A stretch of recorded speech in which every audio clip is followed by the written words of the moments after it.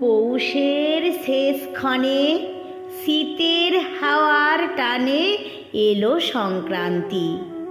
ঘরে ঘরে মিঠে সুর, পিঠে পুলি সুমধুর, খেজুরের রসে ভরা পায়েস অতি মনোহরা, নারকোল ছাঁচে গড়া পাটিসাপটা পুর ভরা, আরও কত লোভনীয় সুস্বাদু উপাদেয়। গন্ধতে মম করে মুখ থেকে লালা ঝরে, খাবো কটা হাত গুনি পুজোর ঘণ্টা শুনি। পৌষের 3 দিন মিষ্টিতে ভরে দিন, আবার এসবে পাবে পৌষের উৎসবে, আবার এসবে পাবে পৌষের উৎসবে।